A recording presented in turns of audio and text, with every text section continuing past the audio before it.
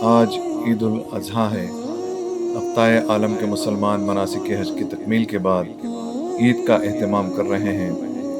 مختلف ممالک میں عید ہو چکی ہے اور آج بر صغیر ہند و پاک اور دیگر ممالک میں عید منائی جا رہی ہے۔ دنیا بھر کے مسلمانوں کے لیے عید قربان انتہائی اہمیت کی حامل ہے۔ جہاں حج کی تکمیل ہوتی ہے وہیں سنت ابراہیمی کی تکمیل میں قربانی کا اہتمام کیا جاتا ہے۔ اللہ رب العزت کی خوشنودی حاصل کرنے کے لیے جانوروں کی قربانی دی جاتی ہے۔ تاہم یہ بات ہم سب کو سمجھنے کی ضرورت ہے کہ قربانی کا جو پیغام ہے وہ محض جانوروں کو ذبح کرنے اور گوشت کی تقسیم تک محدود نہیں ہے۔ ہمیں اس موقع پر اپنے آپ میں تبدیلی لانے کا عہد کرنے کی ضرورت ہے۔ ہمیں اپنے غرور، تکبر کو ترک کرنے کی ضرورت ہے۔ ذاتی اناد و حسد اور بغض کو قربان کرنے کی ضرورت ہے۔ ہم میں جو انسانی فطرت کے مطابق خامیاں ہیں ان کو دور کرنے کی ضرورت ہے۔ اپنے غصے اور تکبر کو، گھمنڈ کو ختم کرنے کی ضرورت ہے۔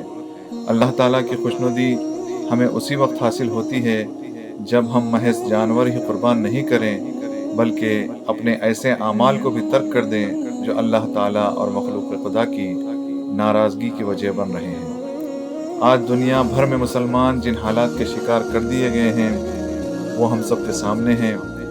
ہمیں اپنے اعمال کا جائزہ لینے کی ضرورت ہے۔ ہم کو اپنے غرور و تکبر کو اور شخصی انا کو سب سے پہلے قربان کرنے کی ضرورت ہے۔ ہمیں حدیث مبارکہ کا یہ مفہوم ذہن نشین رکھنے کی ضرورت ہے کہ ذرا سا بھی تکبر رکھنے والا شخص جنت میں نہیں جا سکتا۔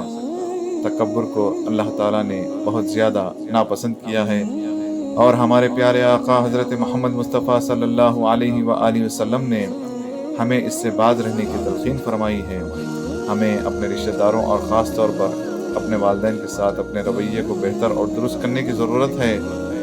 آج کل یہ بات عام ہو گئی ہے کہ ضعیف والدین نوجوان اولاد کی بدسلوکی کا شکار ہوتے جا رہے ہیں، جبکہ عید الاضحیٰ والد کے حکم پر اللہ کی مرضی سے خود کو قربان کرنے کا پیغام دیتی ہے۔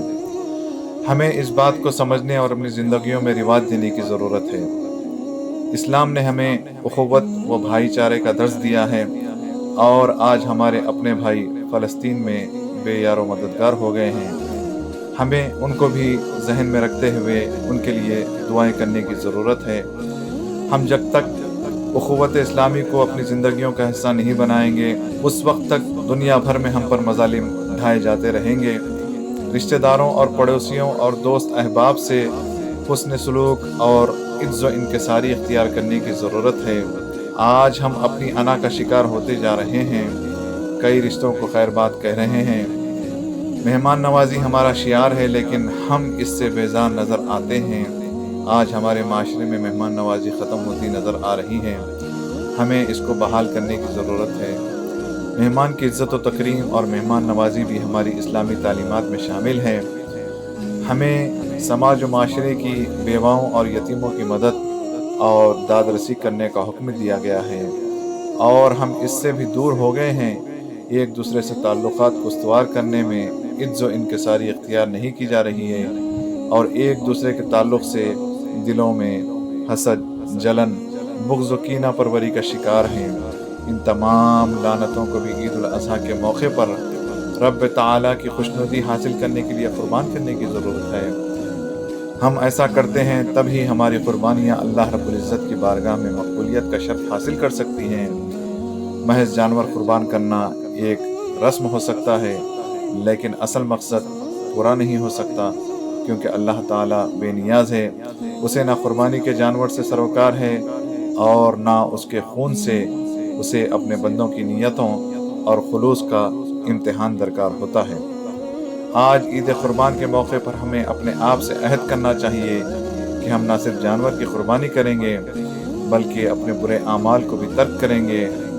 ہمارے اندر جو برائیاں بتدریج سرایت کر گئی ہیں ان کو ترک کریں گے، اپنے والدین کو راضی کریں گے، اپنے رشتہ داروں سے تعلقات استوار کریں گے، پڑوسیوں سے اخلاق و کردار سے پیش آئیں گے، سماج کے مجبوروں اور غریبوں کی داد رسی کے لیے آگے آئیں گے۔ اگر ہم ایسا کرنے میں کامیاب ہوتے ہیں تب ہی ہماری عید ہوگی، اور ہم اس کے انعامات سے سرفراز ہو سکیں گے۔